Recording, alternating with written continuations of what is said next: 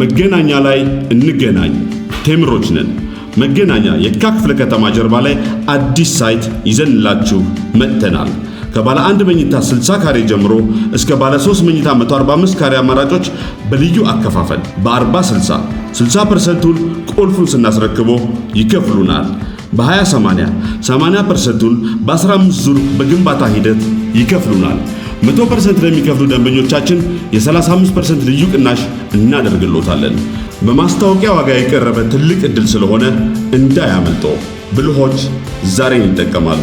ለበለጠ መረጃ በ0960 62 88 88 ቴምር ፕሮፐርቲስ የህልሞ ማረፊያ። ጤና ይስጥልን አድማጮች፣ ይህ አዋዜ ልዩ ላልሰማችሁ ነው። ከመረጃዎቹ ጋር አብርሃም መኳንንት ነኝ። አሜሪካ ኢትዮጵያን ጨምሮ በ4 የአፍሪካ ሀገራት የጊዜያዊ መኖሪያ ፈቃድን አቋረጠች። በቀይ ባህር ዳርቻ የሚገኘው የየመን ወደብ በሚሳኤልና በድሮን ተደብድቧል። የኢራን አዛዥ ሀታሚ በኢራን ላይ ጥቃት ያደርሱ የአሜሪካ ወታደሮችን ለገደሉ ዜጎች $30,000 እንደሚሰጥም ተናግሯል። ፕሬዚዳንት ትራምፕ በሳውዲ አረቢያ፣ ቱርክና ፓኪስታን መካከል የተደረገውን የደህንነት ስምምነት ማድነቃቸው ይፋ ሆኗል።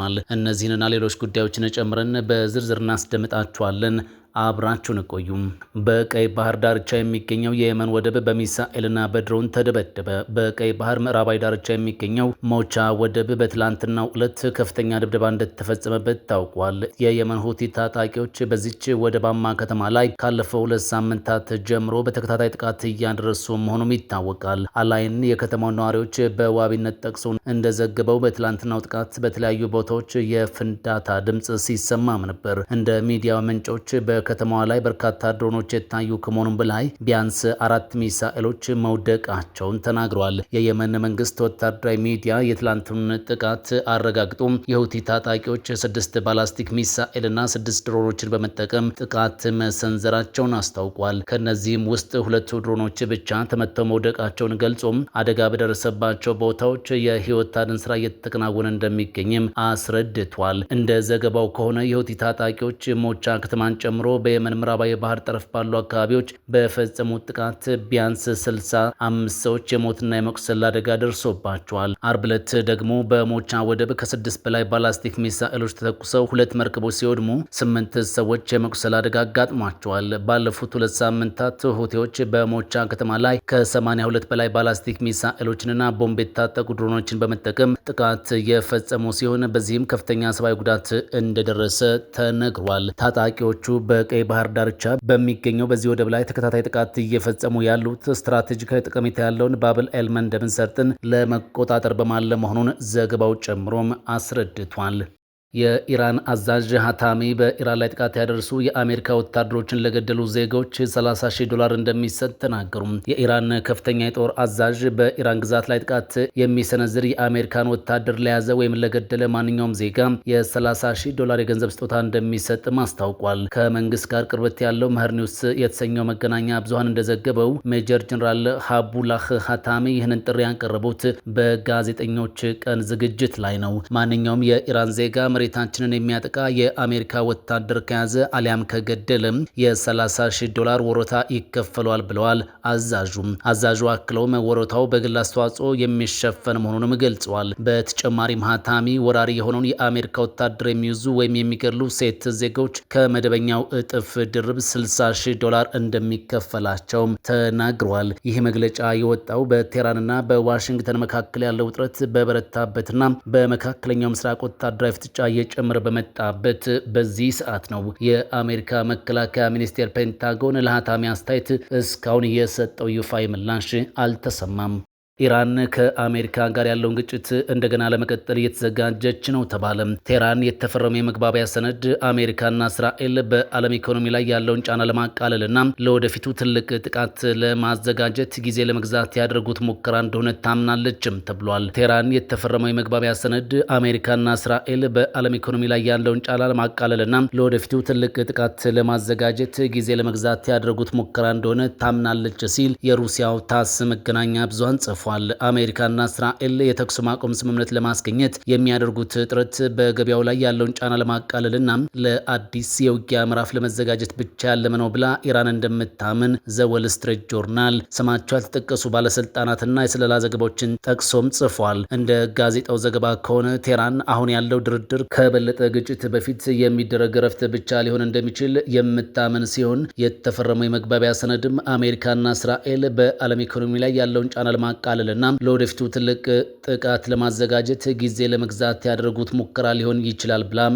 ታምናለች። ዘ ወል ስትሪት ጆርናል እንደገለጸው የቴህራን የመመከት ዝግጁነት ሁለቱ ወገኖች በቅርብ ጊዜ ውስጥ ግጭቱን ዘላቂ በሆነው መንገድ ለማቆም የሚያስችል ስምምነት ላይ እንዳይደርሱ ሊያደርጋቸው የሚችል ጥልቅ የእምነት ማጣት እንዳለም ያሳያል። አሜሪካና እስራኤል በኢራን ላይ ጦርነት የከፈቱት የካቲት 21 ነበር። በጁን ወር ደግሞ ዋሽንግተንና ቴህራን ፓኪስታን በአስታራቂነት ባቀረበችው ጥረት ሊባኖስን ጨምሮ በሁሉም ግንባሮች ላይ አስቸኳይ ተኩስ ማቆም የሚያደርግ የመግባቢያ ሰነድ ተፈራርመውም ነበር። ነገር ግን በጁላይ 8 ማለዳ ላይ አሜሪካ በሆርሙዝ ላይ የተደረሱትን ውሎች ጥሳለች በማለት በኢራን ላይ ሰፊ ጥቃት እንደገናም ጀምራለች። በኦገስት 2 ትራምፕ አሜሪካና ኢራን በሰላም ስምምነት ላይ ድርድር እንደሚጀምሩ አስታውቋል። በተጨማሪም የአሜሪካው ፕሬዝዳንት በትሩዝ ሶሻል ገጻቸው ላይ ከቴህራን ጋር ስምምነት ላይ ለመድረስ ሲሉም በኢራን ላይ ለማካሄድ ያቀዱትን ጥቃት ለማቋረጥ መስማማታቸውን ጽፏል። እንደ እርሳቸው ገለጻ ከሆነ ሁለቱ ወገኖች የነደፉትን የወደፊት ስምምነት ማዕቀፍ ተከትሎም ቴህራንና የአረብ ሀገራት ዋሽንግተን ከጥቃት እንድትቆጠብ ጠይቀዋል። ፕሬዚዳንት ትራምፕ በሳውዲ አረቢያ፣ ቱርክና ፓኪስታን መካከል የተደረገውን የደህንነት ስምምነት አደነቁም። የአሜሪካው ፕሬዚዳንት ዶናልድ ትራምፕ በሳውዲ አረቢያ፣ ቱርክና ፓኪስታን መካከል በቅርቡ የተፈረመውን የመከላከያ ስምምነት በማየታቸው መደሰታቸውን ተናግሯል። ትራምፕ ትሩዝ ሶሻል በተሰኘው የማህበራዊ ሚዲያ ገጻቸው ላይ ትላንት እሁድ እንዳሉት ሳውዲ አረቢያ፣ ቱርክና ፓኪስታን በቅርቡ በመጨረሻም የመካ የጋራ መከላከያ ስምምነትን በመፈራረማቸው በጣም ደስ ብሎኛልም ብለዋል። አክለውም ይህ የመካከለኛው ምስራቅ አገራት እንዴት እየተቀራረቡ እንደሆነና አገራት በመጨረሻ ራሳቸውን በበለጠ ትርጉም ባለው መንገድ መከላከል እንደሚችሉ ያሳያል ሲሉም ገልጸዋል። ድርጊቱንም ትልቅ ድፍረት የተሞላበትና አስፈላጊ የመጀመሪያ እርምጃ ሲሉም ጠርተውታል። ነሐሴ 1 ቀን የተፈረመው ይህ ባለሶስት ወገን ስምምነት የመጣው በኢራን የሚደገፈው የሁቲ አማጽያን ጥቃቶችን ጨምሮ ግጭቱን ወደ ቀጠናው ባስፋፋው በአሜሪካና ኢራን መካከል ባለው ጦርነት ወቅት ነው። የፓኪስታን የውጭ ጉዳይ ሚኒስቴር እንዳስታወቀው የስምምነቱ መኖር በማንኛውም አባል ሀገር ላይ የሚሰነዘር ጥቃት በሁሉም ላይ እንደተሰነዘረ ጥቃት እንደሚቆጠር ገልጿል። ዓላማውም የጋራ የመከላከል አቅምን ማጠናከር እንደሆነ አክሏል። ስምምነቱ የጋራ ደህንነታቸውን የበለጠ ለማጠናከር እንዲሁም በቀጠናውና ከዚያ ባሻገር ሰላምን፣ ደህንነትንና መረጋጋት ለማስፋፋት የጋራ ቁርጠኝነት እንዳላቸውም አውጇል። ሶስቱ አገራት በኢራንና በአሜሪካ መካከል ያለውን ግጭት ለመፍታት በሚደረጉ ጥረቶች ላይ ለመሳተፍ የጋራ ቁርጠኝነት ይኖራቸዋል። በሌላ መረጃ ፕሬዚዳንት ትራምፕ መከላከያ ሚኒስትራቸው የአሜሪካና ደቡብ ኮሪያን የጋራ የጦር ልምምድ እንዲቀንሱ ትዕዛዝ ሰጡ። ፕሬዚዳንት ዶናልድ ትራምፕ ለመከላከያ ሚኒስትራቸው ፒት ሄግሴት ከደቡብ ኮሪያ ጋር የሚደረገውን የጋራ ወታደራዊ ልምምድ በከፍተኛ ደረጃ እንዲቀንሱ ማዘዛቸውን ትላንት እሁድ ተናግረዋል። ትራምፕ ልምምዱን ለመቃወም ከሰሜን ኮሪያው መሪ ኪም ጆንግ ኦን ጋር ያላቸውን በጣም ጥሩ ግንኙነት የጠቀሱ ሲሆን ደቡብ ኮሪያ አሜሪካ ኢራንን ከኒውክሌር መሳሪያ ነጻ ለማድረግ ለቀረበላት የትብብር ጥሪ ምላሽ አለመስጠቷንም በትሩዝ ሶሻል ገጻቸው ላይ አስፍሯል። ትራምፕ እነዚህ ልምምዶች ከፍተኛ ወጪ የሚጠይቁና አብዛኛው ወጪ በአሜሪካ የሚሸፈን ብቻ ሳይሆኑ በፍጹም ተገቢ ያልሆነና ጠበኝነት የተሞላበት መልእክት የሚያስተላልፉ ናቸው ሲሉም ጽፏል። የአሜሪካና ደቡብ ኮሪያ ወታደሮች ኡልቺ ፍሪደም ሺልድ በሚል ስም የሚታወቀውን መደበኛ የጋራ ወታደራዊ ልምምድ ዛሬ ሰኞ ለመጀመር ቀጠሮ ይዘው ነበር።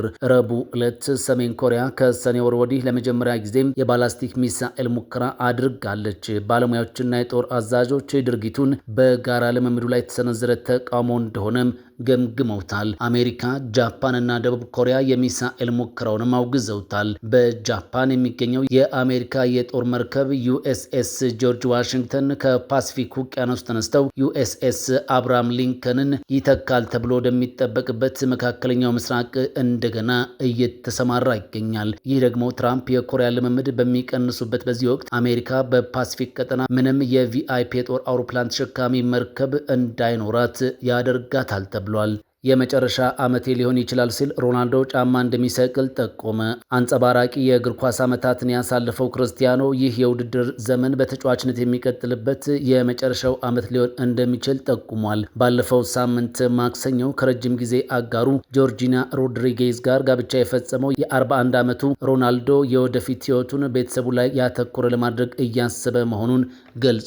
የ5 ባላንዶሩና 5 የቻምፒየንስ ሊግ አሸናፊው ሮናልዶ በእንግሊዝ፣ ስፔን፣ ጣሊያንና ሳውዲ አረቢያ ሊጎች ዋንጫን ማንሳትም ችሏል። በወንዶች ዓለም አቀፍ እግር ኳስ የምንጊዜውም ከፍተኛ ግብ አስቆጣሪም ተብሏል። የፖርቹጋሉ አምበል 4 ዓመታትን ካሳለፈበት የሳውዲ ፕሮ ሊግ ሻምፒዮኑ አልናስር ጋር የተፈራረመው ውል ሊጠናቀቅ የ1 ዓመት ጊዜ ይቀረዋል። ሮናልዶ የፈጸመውን ጋብቻ በተመለከተ ለቮግ መጽሔት በሰጠው ቃለ ምልልስ ምናልባትም ይህ የመጨረሻው የእግር ኳስ ዓመቴ ነው፣ እጅግ አስደናቂ የሆነ ሌጋሲ ማኖር እፈልጋለሁ ብሏል። እግር ኳስ ትልቅ ክፍተት ሊፈጥር ስለሚችል ጊዜሽን በአንድ መንገድ ብቻ ሳይሆን በበርካታ መንገዶች መሙላት ይኖርብሻል ሲልም ተናግሯል። የበለጠ ደስታ፣ የበለጠ ጉዞ ይኖረኛል። እጅግ የምወደውን ፈጣን የቴኒስ ጨዋታ መመልከትና መጫወት እንዲሁም ያገኘነውን ማጣጣም መቀጠል ሲል ሕይወቱ ምን ሊመስል እንደሚችልም ጠቁሟል።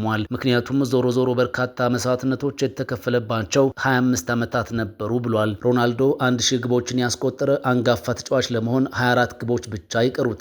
የረጅም ጊዜ ተቀናቃኙና 8 ጊዜ የባላንዶር ሽልማትን በማሸነፍ ሪከርድ የያዘው ሊዮኔል ሜሲ ከአሁን በኋላ ለምን ያህል ጊዜ እግር ኳስ መጫወት እንደሚቀጥል እርግጠኛ አለመሆኑን በቅርቡ መናገሩም ይታወሳል። የሁለቱ ተጫዋቾች የዓለም ዋንጫ ተሳትፎ የተለያየ አቅጣጫን ይዟል። በሮናልዶ አምበልነት የሚመራው የፖርቹጋል ብሔራዊ ቡድን በ16ቱ ዙር ከውድድሩ ተሰናብቷል። ሜሲ ደግሞ 8 ግቦችን በማስቆጠር አርጀንቲናን ለፍጻሜ አብቅቷታል። ሮናልዶ ሐምሌ ላይ 6ኛ ጊዜ የተሳተፈበት የአሁኑ የዓለም ዋንጫ የመጨረሻው እንደሆነ ለቀረበለት ጥያቄ በተረጋጋ አእምሮ ከቤተሰቡ ጋር እንደሚወያይ ተናግሮም ነበር። አልናስር የሳውዲ ፕሮ ሊግ ዋንጫውን ለማስጠበቅ ቅዳሜ ዕለት ከአልፋታህ ጋር ባደረገው ጨዋታ ላይ ሮናልዶ አልተሳተፈም። ነገር ግን ከቤተሰቡ ጋር በስታዲየም ተገኝቶ ሻምፒዮኖቹ ሲያሸንፉም ተመልክቷል። አሜሪካ ኢትዮጵያን ጨምሮ በ4 የአፍሪካ ሀገራት የጊዜያዊ መኖሪያ ፍቃድን አቋረጠች።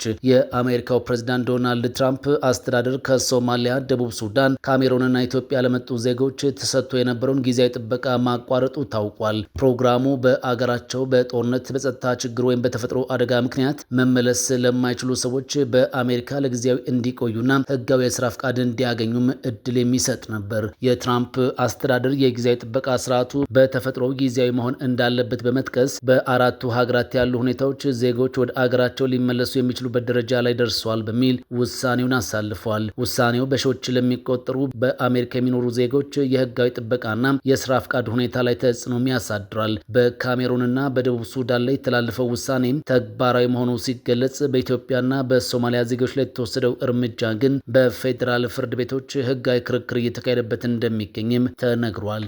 መገናኛ ላይ እንገናኝ። ቴምሮች ነን። መገናኛ የካ ክፍለ ከተማ ጀርባ ላይ አዲስ ሳይት ይዘንላችሁ መጥተናል። ከባለ 1 መኝታ 60 ካሬ ጀምሮ እስከ ባለ 3 መኝታ 145 ካሬ አማራጮች በልዩ አከፋፈል በ40/60 60%ቱን ቁልፉን ስናስረክቦ ይከፍሉናል። በ20/80 80%ቱን በ15 ዙር በግንባታ ሂደት ይከፍሉናል። 100% ለሚከፍሉ ደንበኞቻችን የ35% ልዩ ቅናሽ እናደርግሎታለን። በማስታወቂያ ዋጋ የቀረበ ትልቅ ዕድል ስለሆነ እንዳያመልጦ። ብልሆች ዛሬን ይጠቀማሉ። ለበለጠ መረጃ በ0960 62 88 88 ቴምር ፕሮፐርቲስ የህልሞ ማረፊያ